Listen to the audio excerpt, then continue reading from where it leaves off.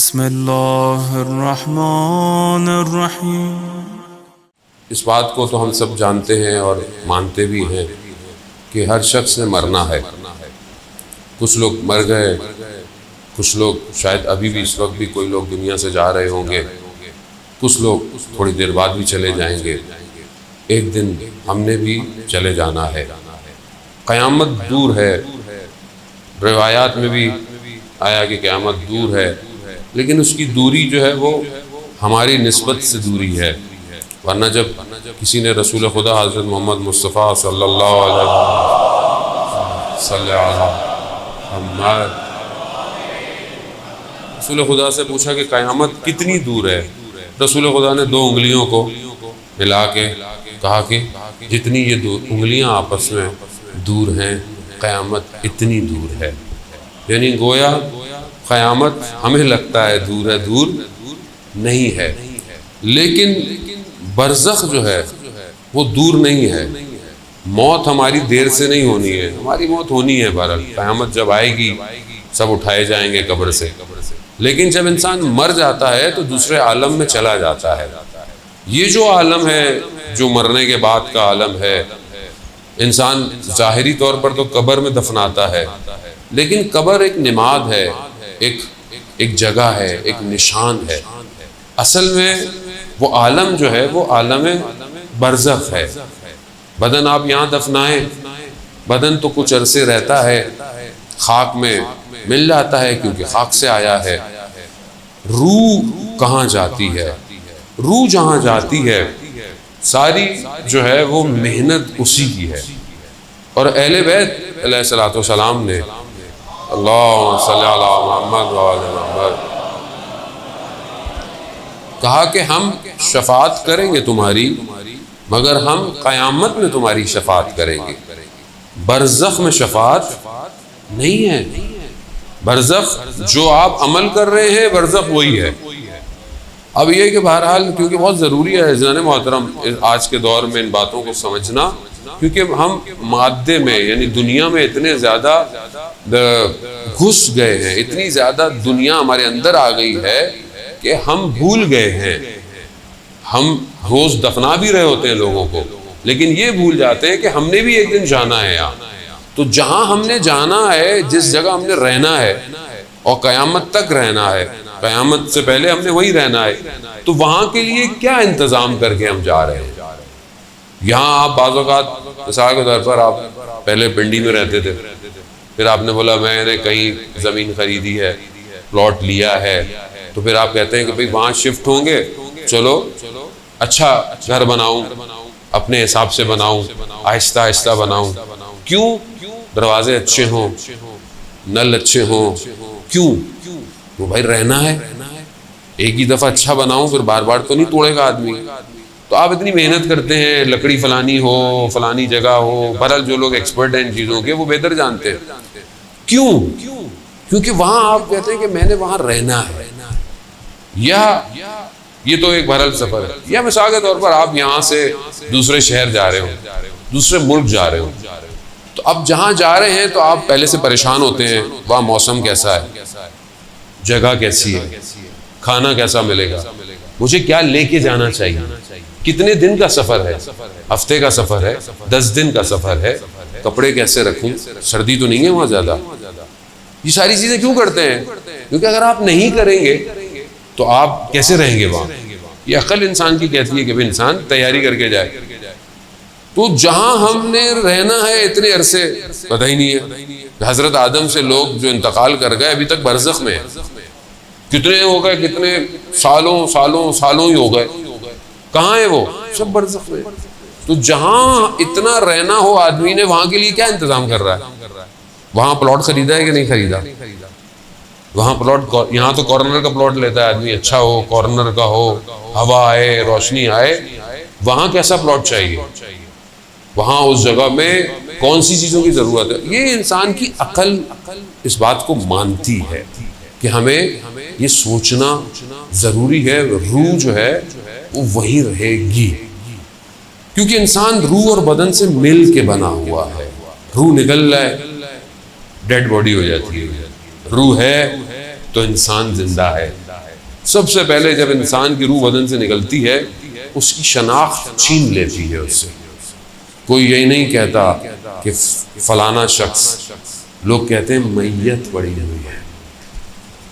نام ختم، چاہے وزیر اعظم ہو، چاہے منسٹر ہو، چاہے بادشاہ ہو، چاہے بڑائی ہو، چوکیدار ہو، کوئی بھی ہو.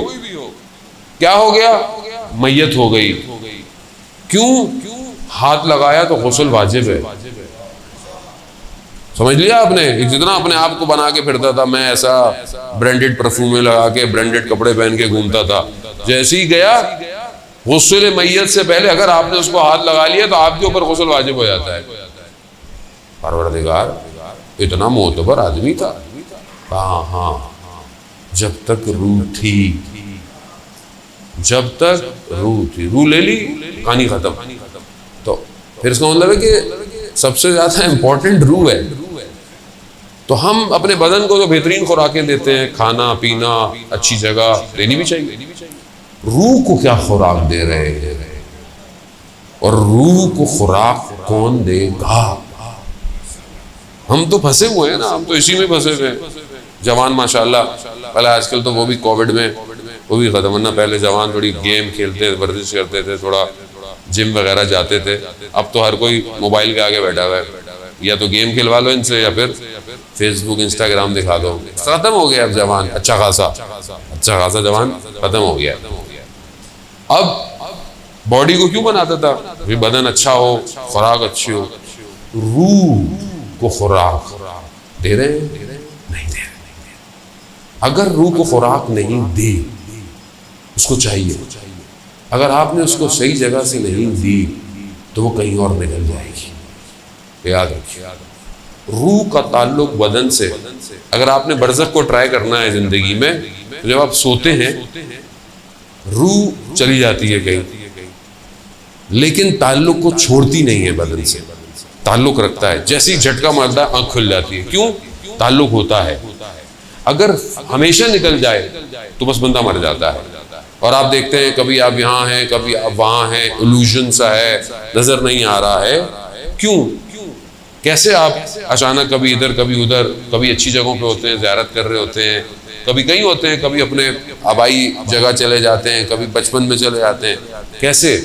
کیونکہ روح کو ٹائم اور سپیس نہیں ہوتا، وہ کہیں بھی جا سکتی ہے. عالم برزخ ایسے ہی ہے.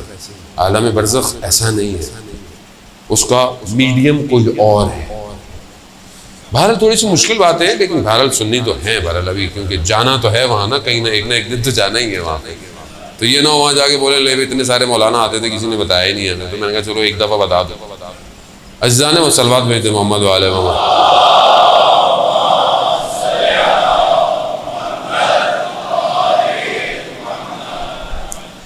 شخص آیا، بہرحال آپ کی خدمت میں حدیثی پیش کرنے کا لیے مقدمہ بنایا میں نے. شخص آپ رسول خدا کی خدمت میں آیا، کہا کہ یا رسول اللہ مجھے اجازت دیں میں موت کی تمنا کروں.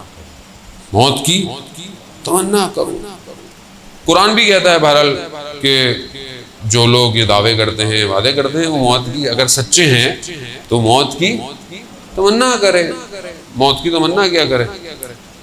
تو رسول خدا نے جو ہے وہ بہرحال شخص تھا، عرب کا تھا. رسول خدا نے اسے منع نہیں کیا. رسول خدا نے فرمایا کہ اگر تم موت کی تمنا کرنا چاہتے ہو تو اس سے بہتر یہ ہے کہ تم نے جہاں جانا ہے وہاں کی تیاری کرو.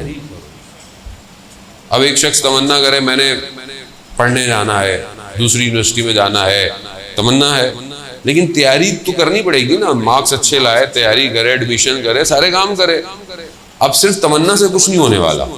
رسول خدا نے کہا وہاں تم نے جانا ہے وہاں کی تیاری کرو. رسول اللہ کیا تیاری کروں؟ کہا کہ 10 مقامات ہیں. رسول خدا نے فرمایا ان 10 مقامات پر ہر مقام پہ 4 ہدیے لے کے جاؤ، 4 تحفے لے کے جاؤ. یعنی ہر مقام پہ 4 تحفے لے کے جاؤ. یہ تحفے اصل میں تمہارے لیے آسانی پیدا کریں گے، آرامش پیدا کریں گے، امنیت پیدا کریں گے جہاں تم نے جانا ہے. کہا یا رسول اللہ یہ بھی آپ ہی بتا دیجئے. تو رسول خدا نے 10 مقام گنوائے ایک ایک کر کے، اور ہر جگہ کے لیے 4 تحفے ہدیے بتائے. تقریباً 40 مرحلے ہیں یہ نجات کے مرنے کے بعد، لیکن دینے یہیں سے ہیں، وہاں سے کچھ نہیں ملے گا. یہ اکاؤنٹ آپ کو یہیں کھولنا ہے، 40 چیزیں آپ کو یہیں جمع کرانی ہے. وقت تو خیر میرے پاس نہیں ہے کہ میں آپ کو 40 ساری بتاؤں، کیونکہ میں جہاں شروع کرتا ہوں 4 بھی پوری نہیں ہو پاتے. ٹھیک ہے، پہلے میں نے ایک دفعہ پاکستان میں پڑھا تھا تھوڑی سی حدیث، پھر چلا گیا تھا، لوگوں نے میسج کرنا شروع کی مولانا صاحب باقی بھی تحفے بتا ہی دیجیے. بہرحال میں نے آن لائن پڑھے ہیں، لیکن ذرا مختلف ملکوں کے اندر ڈفرینٹ جگہ پہ تھے. لیکن بہرحال رسول خدا نے اس کو یہ کہا کہ یہ تیار کرو. تو پہلا مقام کیا ہے؟ پہلا جو ہستی انسان کو اس عالم میں ملتی ہے جب انسان کی روح سے جدا ہو رہی ہوتی ہے، وہ حضرت اسرائیل ہے. اب حضرت اسرائیل کا نام آتا ہے لوگ گھبرا جاتے ہیں، آ گئے. تو حضرت اسرائیل ہر جگہ خود نہیں جاتے، وہ بڑی ہستیوں کے پاس جاتے ہیں، ورنہ ان کے بہت سارے اور ملائکہ جو انہوں نے رکھے ہیں وہ یہ کام کرتے ہیں. پہلی ہستی وہ ہے جو آپ کو ٹرانزیشن کراتی ہے، یعنی میٹر سے، مادے سے آپ کو ایگزٹ دیتی ہے، وہ حضرت اسرائیل علیہ السلام. اب وہ ہستی ہے جو سب سے پہلے آپ کو فیس کر رہی ہے. جو شخص پہلے انٹری پہ کھڑا ہو، جیسے آج کل ایئرپورٹ جائیں تو باہر کھڑی ہوتی ہے ASF والے کہ کووڈ کا ٹیسٹ دکھائیں گے تو پھر اندر جائیں گے ایئرپورٹ کے، ورنہ آپ اندر ہی نہیں جا رہے. بورڈنگ پاس تو دور کی بات، امیگریشن دور کی بات، انٹری بند ہے. تو آپ کو حضرت اسرائیل کو بھی ویکسینیشن کارڈ دکھانا ہے. اب وہ کیا ہے؟ یہ آسان مرحلہ نہیں ہے، یہ روح کا بدن سے نکلنا روایات کہتی ہیں سخت ترین مرحلہ ہے. روایت کہتی ہیں جیسے انسان کے بدن میں سینکڑوں کی تعداد میں تلوار کے نوکیں جو ہیں وہ بدن میں چپ رہی ہوں، روح ایسے نکلتی ہے، ایسے نکلتی ہے روح.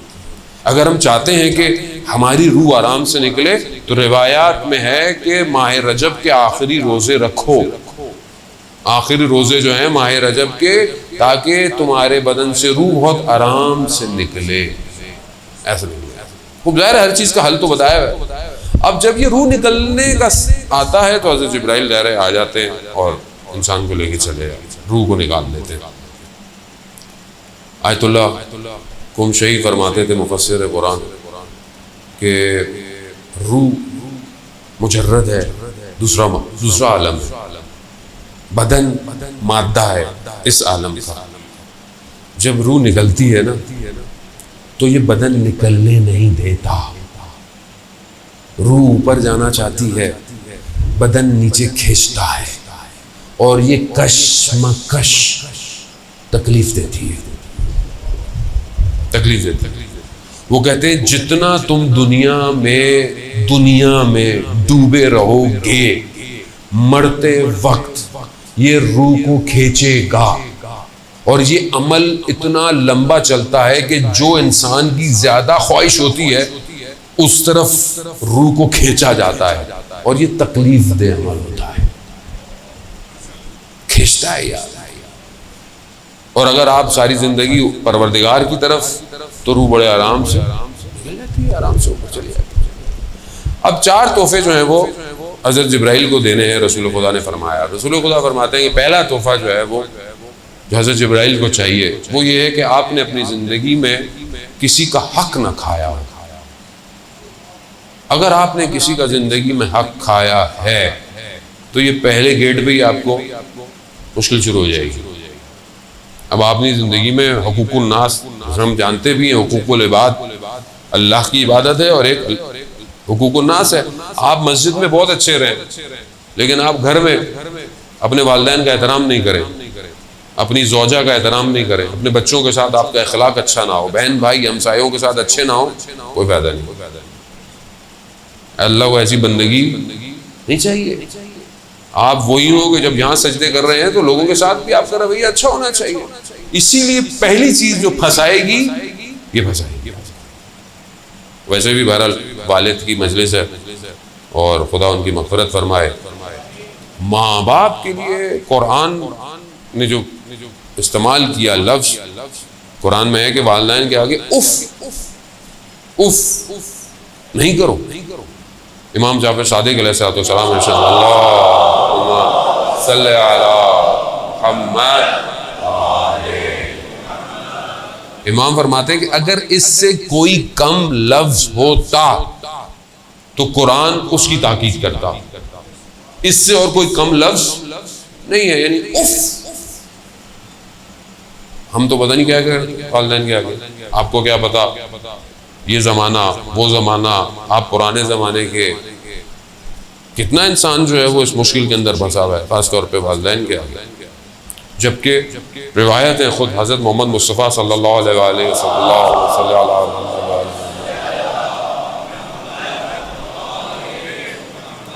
خود رسول خدا ارشاد فرماتے ہیں کہ والدین والد کے آگے خاص طور پہ والد کے آگے تواضع کے ساتھ رہو.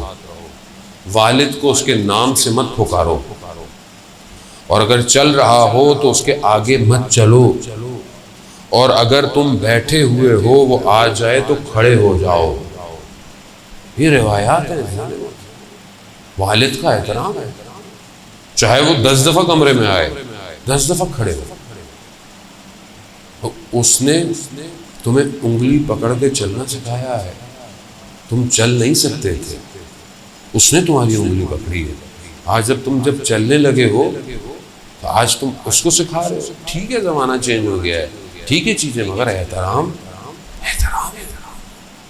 خوب. یہ حقوق العباد ہیں. یہ پہلی چیز جو گھر کے اپنے اندر ہے. پھر اس طرح ماں کا احترام ہے.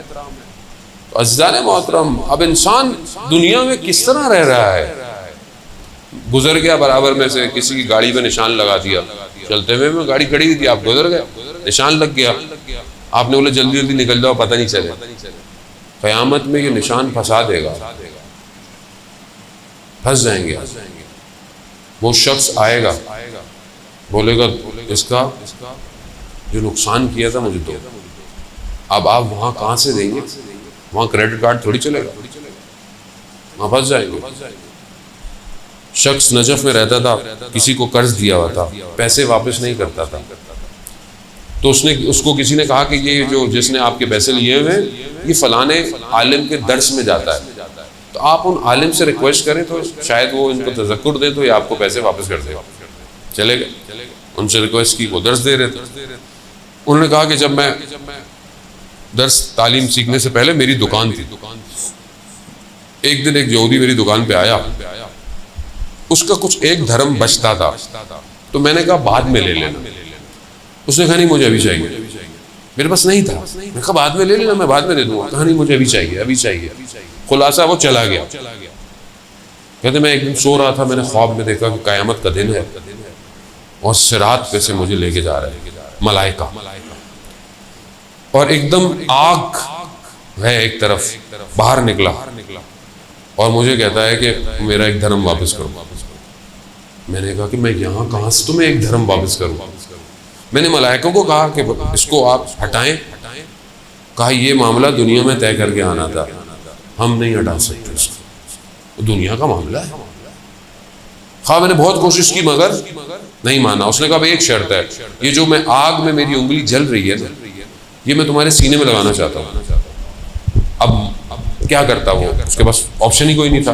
اس نے لگاؤ. جیسے اس نے لگائی سینے میں سوراخ ہو گیا جلتا ہوا.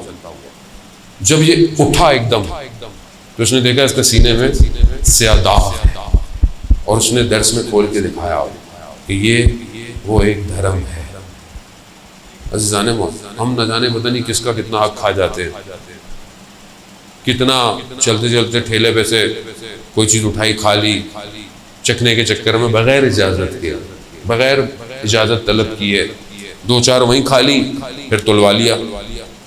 تو کم از کم ان 2 کو بھی تلوانا چاہیے تھا یا حلالیت طلب کرنی چاہیے تھی. بہت بڑے عالم دین تھے. بچے کی تربیت کی کہیں بچے کی تربیت میں کہیں عمل میں مشکل نظر آئی. بہت پریشان ہوئے. کہا میں نے اس کو حلال لقمے سے بڑا کیا. میں نے اس کی اتنی تربیت کی یہ مسئلہ کیا ہے. اپنی زوجہ سے پوچھا کہ کیا آپ سے کوئی غلطی ہوئی؟ کہا نہیں۔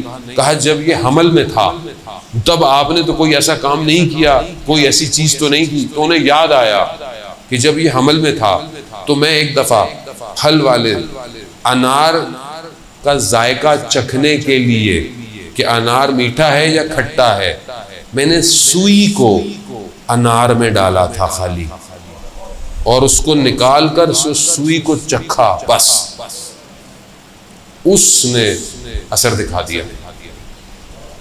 ہم لوگ تو پتہ نہیں کہاں رہتے۔ آسان نہیں ہے زندگی اتنی۔ اسلام بڑا نفع تلا، اسلام نے دے دیا ہے، اب آپ کی اپنی مرضی ہے، اب آپ لیفٹ جائیں یا رائٹ جائیں۔ اسلام نے تو صراط مستقیم ہے، علی کا راستہ حق کا راستہ ہے، وہ راستہ دے دیا، اب آپ اپنی مرضی سے، مولا بھی اپنی مرضی کا بنا لیں، تو یہ تو آپ کی اپنی ہے نا، مولا کا تو کوئی اس میں نہیں ہے۔ لوگ اپنی مرضی سے مولا کو مانیں، جیسے مولا چاہتے ہیں ویسے مانیں، مولا کو مت بتائیں۔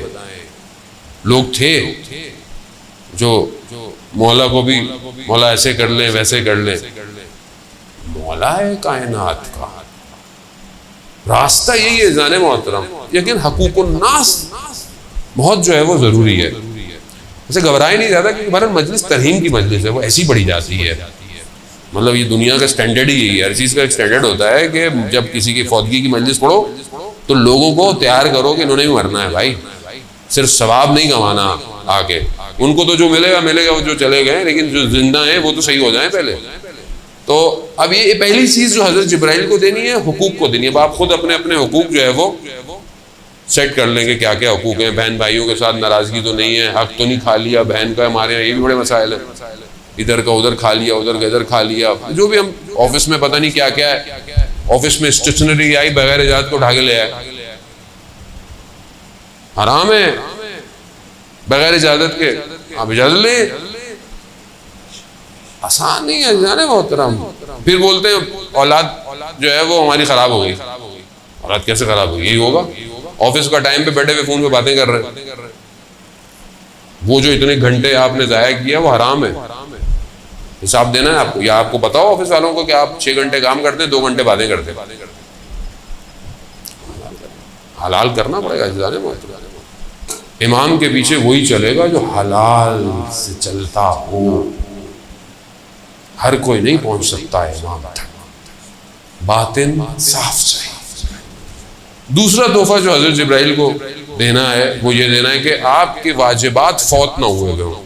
جب حضرت جبرائیل ملیں گے، حقوق اچھے ہو گئے، اب کیا ہے، اب وہ سوال کریں گے جو تم پر واجبات تھے وہ فوت تو نہیں ہوئے، یعنی نماز قضا تو نہیں ہے، روزے قضا تو نہیں ہے، حج اگر واجب ہو گیا تھا قضا تو نہیں ہے، خمس اگر واجب ہو گیا تھا قضا تو نہیں ہے، زکوٰۃ واجب تھی قضا تو نہیں ہے، اب یہ واجبات ہیں جو عبادتی واجبات، وہ حضرت جبرائیل وہی روک لیں گے، تحفہ نہیں ہے تو پھر ان کو کون منع کر سکتا ہے، وہ تو ویسے ہی آن ڈیوٹی ہیں ہر وقت، ہماری طرح نہیں ہے معاملہ، وہاں سے وارث بھی نہیں چلنے والی، پرچی آگے کے تھوڑا رس سے نکال دیں، نہیں جانے معاملہ۔ تو اس لیے بہتر ہے اپنی زندگی میں اپنے واجبات خود ادا کریں، انتظار نہ کریں کہ اولاد میری نماز پڑھے گی، انتظار نہ کریں، اور اگر آپ پڑھ رہے ہیں نہیں پڑھ رہے ہیں تو کم از کم اپنے مرنے سے پہلے اپنی ڈائری پہ لکھ لیں کہ کتنی نمازیں آن ایوریج قضا ہیں میری، لکھ لیں یہ، تاکہ پیچھے والوں کو کم از کم اتنا تو پتا ہو اتنی پڑھانی ہے، اتنے روزے قضا ہیں، یہ بہت ضروری ہے۔ آیت اللہ مراشی نشوی کتنے بڑے عالم دین کہ 70 سال حضرت معصومہ سلام اللہ علیہا کے اللہم صلی علی محمد بی بی کے زائر رہے، پہلے زائر تھے، انہوں نے اپنے والد کو خواب میں دیکھا، وہ بھی عالم دین تھے نجف کے، خواب میں دیکھا کہ حرم میں امام حسین علیہ السلام ہے اور حرم کے اندر ہیں، بابا سے کہا بابا بہت عرصہ لگا دیا خواب میں آتے آتے، کہا ہاں ایک جگہ پھنسا ہوا تھا، کہا بابا، کہا ہاں نجف میں ایک بکال تھا، یعنی دکاندار تھا، اس سے میں نے کچھ لیا تھا، وہ حساب رہ گیا تھا، وہ اتنے بڑے عالم دین لیا لکھا ہوگا رہ گیا ہوگا، کہا بابا میں ایک کچھ کرتا، ہاں اس کو ڈھونڈو، جاؤ. یہ ہر کسی کو نصیب نہیں ہوتا کہ خواب میں آ کے اپنی اولاد کو نشاندہی کرے. ہر کسی کو نصیب بھی نہیں ہوتا. یہ آئے گئے, ڈھونڈا دکاندار, کہا بابا کا تھا, کہا اوپر رسیدیں پڑی ہوئی ہیں, خود دیکھ لو. ڈھونڈی, رسید مل گئی, اتنے دینار دینے تھے, دیے. معاملہ برزخ کا ہے. ذرا سی کتنی کتابیں ہیں جنان محترم, منازل الآخرہ, ٹھیک ہے, یہ مشہور کتابیں ہیں, ان کے اندر یہ سارے واقعات ہیں. شیخ عباس شہید دست غیب نے اپنی کتابوں کے اندر یہ واقعات بیان کیے ہیں. ذرا سی کوئی چیز رہ گئی ہے آپ کو دینی ہے, یہ تو لین دین ہے, وہ تو بہرحال واجبات, نماز, عبادات. ہم کہتے نہیں مسئلہ ہی نہیں, ہم تو نکل جائیں گے. ایک نماز کا میں آپ سے سوال پوچھنا شروع کر دوں نا, آپ گھبرا جائیں گے, وہ تو اوپر والا ہے. اچھا یہ سوال آپ سے نہیں, مجھ سے بھی پوچھا جائے گا, سب سے پوچھا جائے گا. تم نے نماز پڑھی فلانے دن, تم 14 سال میں واجب بالغ ہو گئے تھے, 14 سال میں 15 سال میں بالغ ہو جاتا ہے آدمی اسی رینج میں. تم نے نمازیں دیر سے کیوں پڑھنا شروع کی؟ اور جب واجب ہو گیا تھا تم پر, تو تم نے پہلی نماز جو پڑھی تھی اس کی قرأت تمہاری ٹھیک نہیں تھی. تم نماز پڑھ رہے تھے, تمہارا دھیان کہاں تھا؟ تم نے فلانے دن یہ کیا, تم نے واجب ہو گیا نا. اب تو بیٹی 9 سال میں واجب ہو جاتی ہے, پردہ واجب ہے اس کے اوپر 9 سال میں. ہمارے یہاں نہیں, ابھی تو بچی ہے, ابھی تو بچی نہیں ہے. محرم نامحرم سکھائیں, 7 سال میں سکھائیں اسے. 7 سال کی بچی کو محرم نامحرم سکھا دیں. یہ کزن تمہارا محرم نہیں ہے, یہ نامحرم ہے تمہارا. اسلام پوری قرآن کی آیتیں آپ کو بتا رہی ہے محرم نامحرم. آپ اپنی بچی کو 7 سال سے سکھائیں تاکہ 9 سال تک وہ الرٹ ہو جائے, اسے پتہ ہے کس کے آگے حجاب میں آنا ہے, کس کے آگے حجاب میں نہیں آنا, گھر کے اندر کس سے بات کتنی کرنی ہے. اسلام ہے جانے محترم. خدا جانتا ہے کہ اس ہیرے کو کیسے چھپا کے رکھنا ہے, خدا بہتر جانتا ہے. اسی لیے تو جب رسول خدا نے مسجد کے اندر یہ سوال کیا کہ خاتون کے لیے سب سے بہترین کام کیا ہے, سب سے پوچھا, کسی نے جواب نہیں دیا. حضرت علی نے بھی سنا, حضرت علی گھر گئے اور جا کر سیدۃ النساء العالمین سے حضرت فاطمہ سلام اللہ علیہا, اللہم صلی علی محمد وآل محمد, بی بی سے جا کے پوچھا کہ آپ کے نزدیک خواتین کے لیے بہترین عمل کیا ہے؟ تو بی بی ارشاد فرماتی ہے, ایک خاتون کے لیے سب سے بہتر یہ ہے کہ اسے کوئی مرد نہ دیکھے اور وہ بھی کسی مرد کو نہ دیکھے. جا کر جب مولا نے جا کر رسول کی خدمت بتایا کہ کہا علی یہ پہلے تو آپ نے نہیں بتایا, کہا میں آپ کی بیٹی سے پوچھ کے آیا, کہا یہی بہترین ہے. خوب سکھائیں, واجبات ہیں یہ. رجب علی خیاط جو بہت بڑے عارف تھے, سڑک پہ جا رہے تھے اپنے بیٹے کے ساتھ, تو ایک خاتون جو بے حجاب تھی, بال اس کے کھلے ہوئے تھے, تو یہ اس کو دیکھ رہے تھے. تو کہا بابا آپ ہمیں منع کرتے نا محرم کو نہیں دیکھے, آپ اس کو دیکھ رہے. کہا جو میں دیکھ رہا ہوں تمہیں نظر نہیں آئے گا. کہا کیا؟ کہا یہ اپنے ساتھ آگ لے کے جا رہی ہے. نامحرم عورت, بال کھلے ہوئے, بدن نمایاں, آج کل جو ہمارے عام ہو گیا ہے. کہا یہ جو جا رہی ہے سڑک پہ, یہ آگ جہنم کی اپنے ساتھ لے کے جا رہی ہے. جو اس کو دیکھتا ہے وہ بھی اسی آگ میں چلا جاتا ہے. اب آپ دیکھ لو کہ آدمی کہاں آگ کے اندر گھوم رہا ہے صبح شام. سارے جب آپ تربیت نہیں کریں گے یہی ہوگا. تو یہ ضروری ہے کہ آپ اپنی واجبات, نماز اپنے ٹائم پر, اپنے روزے, یہ سب جو ہے وہ خود کر لے. اور جو اگر خدا نہ خواستہ بہرحال اللہ کی مصلحت ہے, حق ہے, اگر آپ کے والدین دنیا سے چلے گئے ہیں تو آپ ان کے لیے پہلی فرصت میں ان کے اس کام کو انجام دیں. خود نہیں دے سکتے, کسی کو ہدیہ دے کے یہ کام کو کروائیں, کیونکہ وہ پھنسے ہوئے ہیں ان مراحل میں. تیسری چیز جو حضرت جبرائیل کو ہدیہ دینی ہے وہ یہ دینی ہے کہ انسان لقا اللہ, خدا سے ملاقات چاہتا ہو, خدا سے ملنا چاہتا ہوں. اب جیسے ہم بعض اوقات کسی سے ملنا چاہتے ہیں, جیسے ہمیں لوگ مولانا صاحب سے ملنا ہے, وہ بہت انسان کوشش کرتا ہے، اچھی بات ہے، ہم بھی چاہتے ہیں کہ ہم اپنے استادوں سے ملنا چاہتے ہیں کہ وہ وقت دیتے ہیں، تھوڑی دیر بیٹھ جائیں، بات کر لیں. ہر شخص کسی سے محبت کرتا ہے، کسی کو پسند کرتا ہے، ملنا چاہتا ہے. کیا ہم خدا سے ملنا چاہتے ہیں؟ آج تک ہم نے سوچا کہ ہم خدا سے ملاقات ہو؟ اب آپ سوچیں گے کہ خدا تو بدن تھوڑی ہے، کوئی خدا بدن نہیں ہے، خدا جگہ میں نہیں آتا. لیکن لقاء اللہ، خدا کی طرف بڑھنا، خدا کا قرب حاصل کرنا.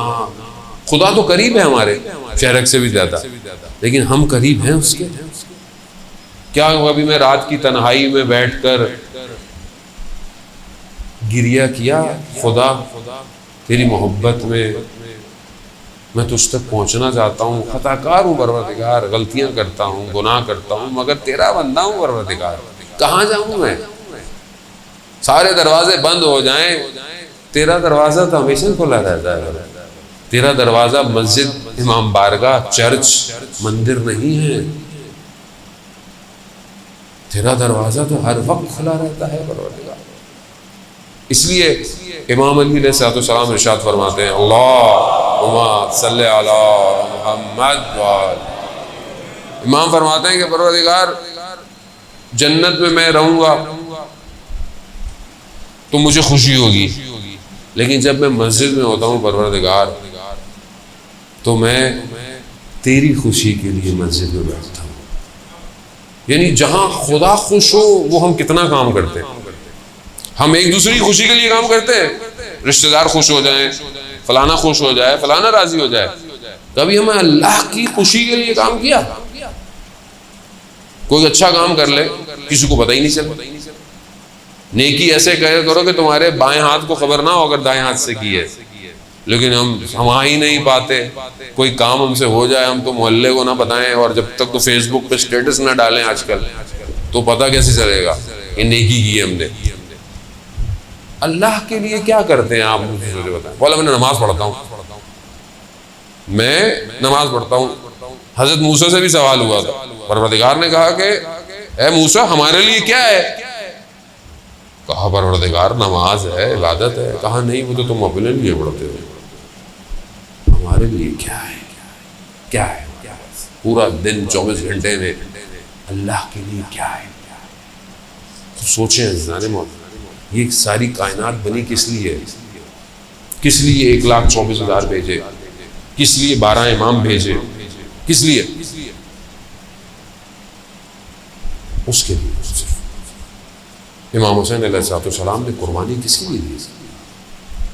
لا الہ الا اللہ. یہ کہاں ہے زندگی میں؟ لقاء اللہ کہاں ہے؟ آیت اللہ قاضی رضوان اللہ تعالیٰ علیہ کے بیٹے بتاتے ہیں کہ آخری ایام میں بابا کو اتنی پیاس لگتی تھی، عطش کرتے رہتے تھے.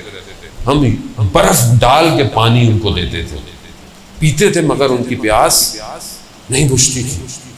ان کا سینہ سیاہ ہو چکا تھا. کون سی پیاس تھی؟ کہا لقاء اللہ کی پیاس تھی، خدا سے ملاقات کی پیاس تھی.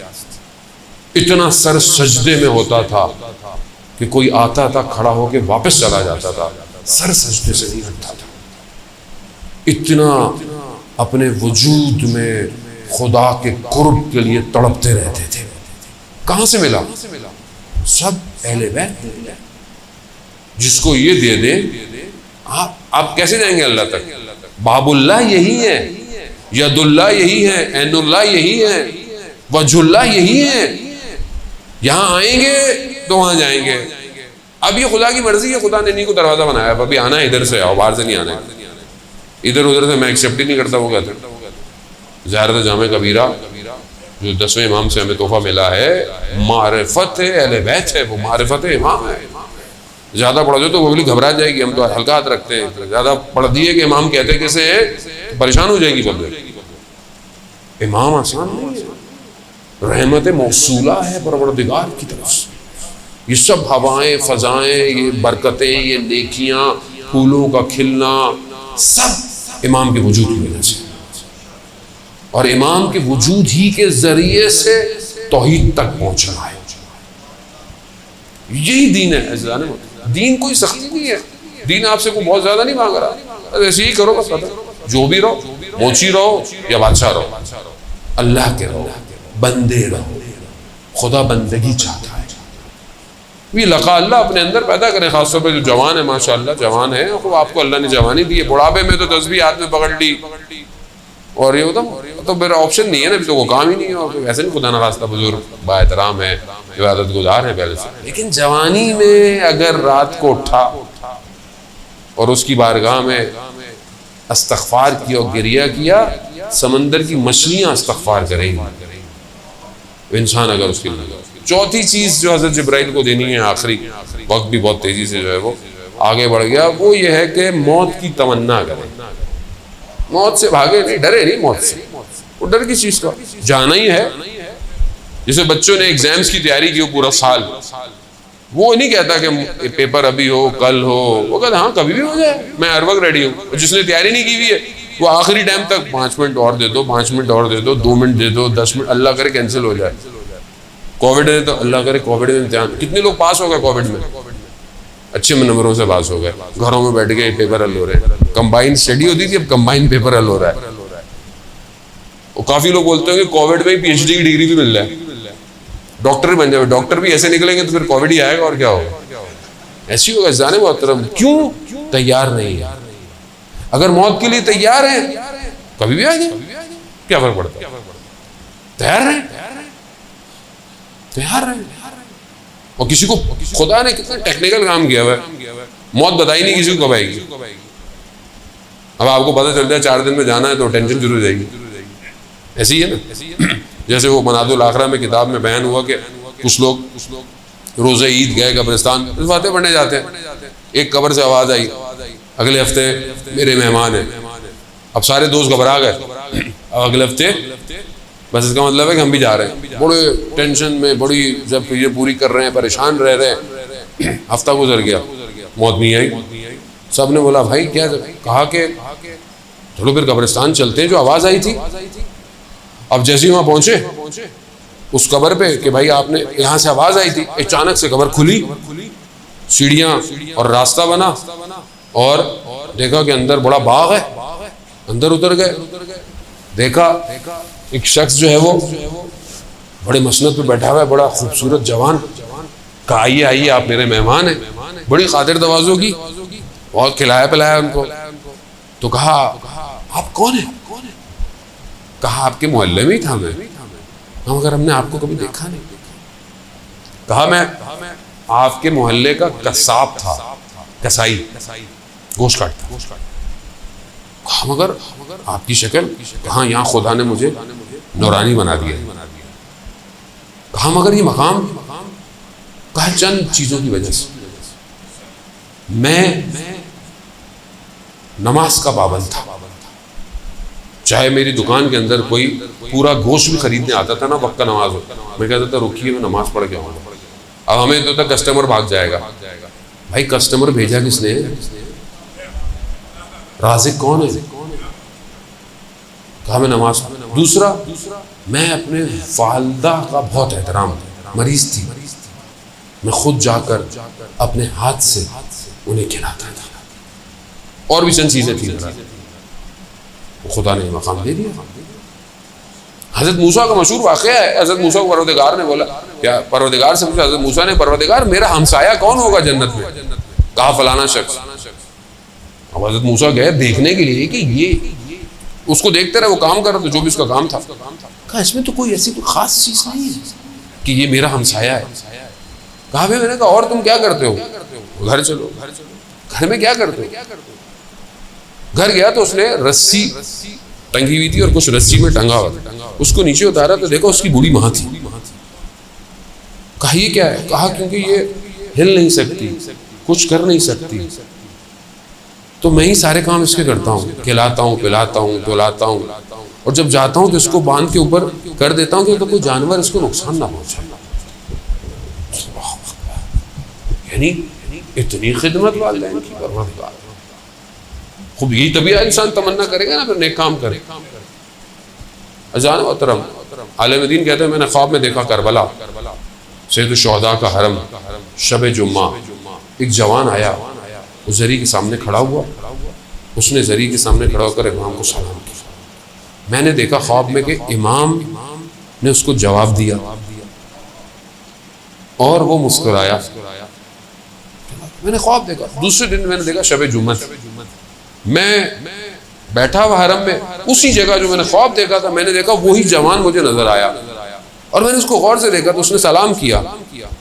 مجھے دوسری طرف نظر نہیں آیا مولا، لیکن میں نے دیکھا وہ مسکرایا. کہا جیسے ہی وہ اپنی راز و نیاز سے فارغ ہوا میں چلا گیا اس کے پاس. میں نے کہا کیا ماجرا ہے؟ کہا کیا؟ کہ میں نے ایسے ایسے خواب میں دیکھا ہے. کہہ رہا ہاں تم نے صحیح دیکھا ہے. کہا تو یہ کیسا مقام ہے؟ کہہ رہا میں جب بھی آتا ہوں، جب بھی میں مولا کو سلام کرتا ہوں مولا مجھے جواب دیتے ہیں. کہا یہ کیسے مقام مل گیا؟ کہا میں کربلا سے کچھ فاصلے پہ رہتا ہوں، میرے ماں باپ بوڑھے ہیں، ہر جمعرات کو میں آتا ہوں، ہر جمعرات کو ایک اپنے ماں باپ میں سے کسی کو لا سکتا ہوں. میرے پاس ایک ہی سواری ہے. ایک جمعرات ماں آتی ہے، ایک جمعرات میرے والد آتے ہیں. ایک دفعہ جب میں والد کو لے کے آ رہا تھا، سخت بھی تھا، بارش بھی تھی، میری والدہ نے کہا کہ میرا بھی آج دل چاہ رہا ہے جانے کا. تو میں نے والد کو تو سواری پہ بٹھا دیا اور اپنی والدہ کو اپنے کندھوں پہ، اور اس حالت میں میں مولا کی زیارت پہ لے کر آیا. اس دن سے میں جب بھی آتا ہوں مولا میرے سلام کا جواب دیتے ہیں. ماں باپ کی خدمت کہاں پہنچا دیتی ہے انسان کو. حلال عزیزان محترم، وقت جو ہے وہ بہت تیزی سے جو ہے اختتام ہو گیا. مجھے کراچی بھی پہنچنا ہے کیونکہ کل سے عشرہ شروع ہو رہا ہے کراچی میں. خدا بہرحال آپ سب کا آنا قبول کرے. یہ 4 تحفے میں نے آپ کی خدمت میں پیش کیے ہیں. بہرحال ان 4 تحفوں کی تیاری کریں، پھر زندگی رہی تو میں پھر آؤں گا، کبھی توفیق ہوئی باقی تحفے بھی آپ کی خدمت میں جو ہے وہ پیش کروں گا. دیکھیں ہماری زندگی کا مقصد کچھ نہیں ہے سوائے اللہ کی بندگی کے بعد عبادت کی. اور جب انسان اللہ کی بندگی کرتا ہے تو اسے ولی الزمان کی اطاعت کرنی پڑتی ہے. ہر زمانے میں جو بھی اللہ کا ولی ہو، چاہے نبی ہو، چاہے رسول ہو، چاہے امام، اس کی اطاعت ضروری ہے. اس کی اطاعت کے بغیر بندگی نہیں ہو سکتی. ہم جس دور میں زندہ ہیں وقت کا امام ہمارا غیبت کے پردے میں ہے. وقت کسی کو نہیں پتا امام کب آئیں گے، لیکن یہ پتا ہے کہ امام آئیں گے. میں یہ سوچوں کہ امام بہت دنوں بعد آئیں گے تو یہ میرا غلطی ہے، میرا قصور ہے. اگر آپ اپنے دل سے چاہتے ہیں نا امام کو، تو آپ یہ کہیں کہ مولا ابھی آ جائے، ابھی آ جائے. کل کیوں، پرسوں کیوں، ابھی آ جائیں. اب بات یہ ہے کہ میں اگر امام کو ابھی بلاؤں تو تیار بھی تو ہوں، تبھی بلاؤں گا نا. کیسے بلائیں گے؟ آپ اپنے دیکھیں ٹیسٹ ٹرائل کریں، پریکٹیکل باتیں ہیں ساری. میں تو فلسفہ مجھے آتا نہیں زیادہ پڑھنا، نہ مجھے کوئی اتنا پڑھا لکھا ہوں، میں چھوٹا سا طالب علم. سادی سی بات ہے زندگی میں، کسی چیز کے لیے تیار ہوں گے تو منہ سے نکلے گی بات، ورنہ منافقت ہے. منافقت. مولا کو بلائیں اور تیار نہ ہو تو پھر کوفہ والے تھے، بلایا مولا کو، مولا تو سچے تھے، آئے، یہ نہیں آئے. میں نہیں کہہ رہا خدا نخواستہ آپ لوگ وہ ہیں، نا اپنی ذات کو دیکھیں کہ میں چاہتا ہوں امام کو بلانا. کیا میں نے اپنے آپ کو اتنا تیار کیا ہے کہ مولا آ جائیں اور میں چلا جاؤں گا فوراً امام کے پاس؟ کیا میرا موبائل ایسا ہے کہ میں امام کو دے دوں؟ اس میں کوئی گڑبڑ نہیں ہے. والدین کو تو دکھاتے وقت آپ پاسورڈ لگا دیتے ہیں، آپ ہسٹری ڈیلیٹ کر دیتے ہیں، ایسی ہے نا، سرچ صاف کر دیتے ہیں. امام کے سامنے کر پائیں گے ڈیلیٹ؟ کس دل سے امام کو بلا رہے ہیں؟ کہاں آئے امام؟ کس کے پاس آئے؟ میرا گھر ایسا ہے، میرے گھر میں احترام ہے بزرگوں کا، میرے گھر میں گناہ تو نہیں ہوتا، کوئی گانوں کی آوازیں تو نہیں آتی، پردہ ہے میرے گھر میں. میرے گھروں کی شادیوں میں محرم نا محرم گیدرنگ تو نہیں ہوتی. کہاں بلائیں گے امام؟ ایسے جانے میں زندگی تھوڑی سی ہے، ویسی تھوڑی سی ہے. ویسے آج کل کرونا میں پتہ ہی نہیں چلتا، بندہ جوان آدمی چلا جاتا ہے. زندگی کا کوئی بہتر ہے جتنی ہے امام کو دے دے، امام کے حوالے کر دیں۔ استاد دانشمند کا مشہور واقعہ پڑھتے رہتے ہیں، اردو میں بھی ٹرانسلیٹ ہوا، میں نے بھی کئی دفعہ پڑھا۔ کہتے ہیں جوان کے گھر کی بیل بجی، اس نے دیکھا وہ مانیٹر والی بیل تھی، کیمرے والی، تو دیکھا کہ خوبصورت جوان کھڑا ہوا ہے۔ ہاں کون؟ کہا میں امام ہوں۔ کہا مولا، کہا میں تمہارے گھر آنا چاہتا ہوں۔ کہا مولا اچھا مجھے 5 منٹ دیں، جلدی جلدی اپنے گھر کی چیزیں سمیٹ رہا ہے، ایسی چیزیں جو امام نہ دیکھیں، جنہیں سمیٹ رہا ہے، چھپا رہا ہے، وہ جتنی دیر میں باہر نکلا امام گلی کے کونے پہ تھے اور خدا کی بارگاہ میں کہہ رہے پروردگار گواہ رہنا، میں نے سب کی بیلیں بجائی ہیں، کوئی کہتا ہے 2 منٹ، کوئی کہتا ہے 3 منٹ، کوئی کہتا ہے 5 منٹ، کوئی میرے لیے تیار نہیں ہے۔ المیہ نہیں ہے، اللہ یہ اپنا رسول اللہ محرم آ رہا ہے، جانے میں اصل وارث وہی ہے، اصل آزادار وہی۔ میں آپ نے کربلا سنی ہے، امام کربلا دیکھتے ہیں،